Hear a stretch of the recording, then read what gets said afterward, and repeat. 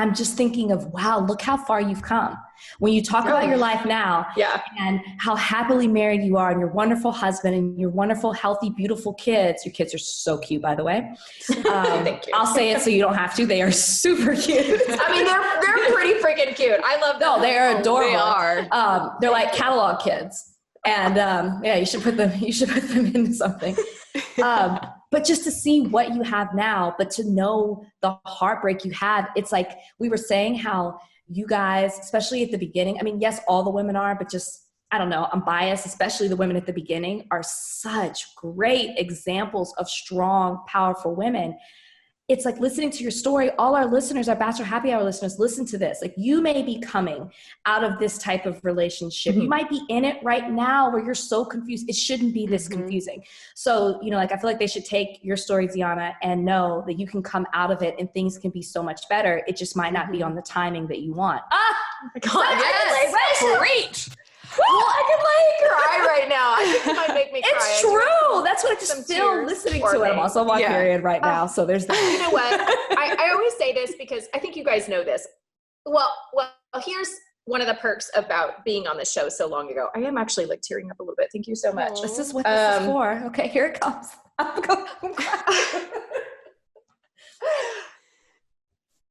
Oh my God. I'm sorry. Don't cry because I'm gonna start crying. I am not crying because I'm PMSing. It happens. Oh, I actually am too. Here's the beautiful thing. There are two things, right? There is a piece of me who is very thankful about being on the show so long ago before you girls, women. There was a non-issue. Like I didn't have In Touch or photographers like hiding in my bushes in Noonan, Georgia 13 years ago, you know, so I didn't have to go through the same like trials and tribulations of people like tearing every piece of my relationships apart because it just wasn't that way back when I was on the show. So I could go on the show and I could come home and grieve and mourn with the people that I loved most and no one was tearing me apart along the way. So I have so much sympathy for you guys or for current bachelors and bachelorettes who go on the show and have to be very conscious of every step that they're taking along the way because someone is always looking at them and following them and willing to take a video and submit it somewhere. I didn't have to experience any of that. The other piece of me that finds so much comfort is in all of this. And I imagine you get so many more DMs than I do, but like people will message me all the time and be like, oh, you know, I so want to find that person to share my life with. And I so admire, you know, a good marriage and all of these things. Do you have any advice? And here's the thing. Had I met Stephen 13 years ago, I was a mess. I mean, I was in my mid-20s. I was self-entitled. Like after being on The Bachelorette, I was like, oh, everybody needs to be worthy of me. I'm the woman who dated 25 guys on national television, you know? And that is so beyond me at my core to be like that.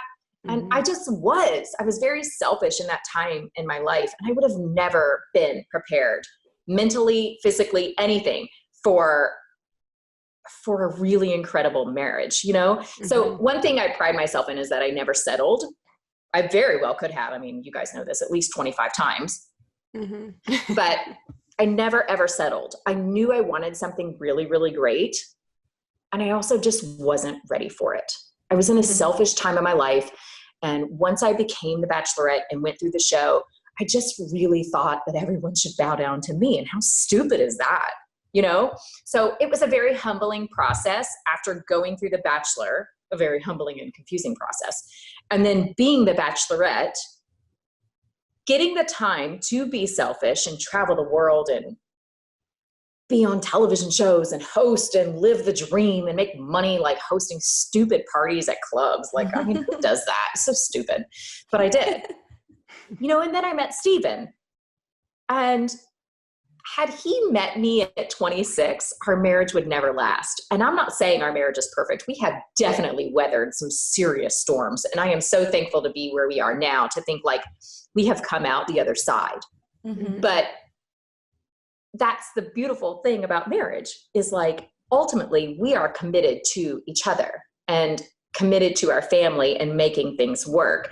And that's down deep below the dirt of it all, as well as on the top side when things are really, really wonderful.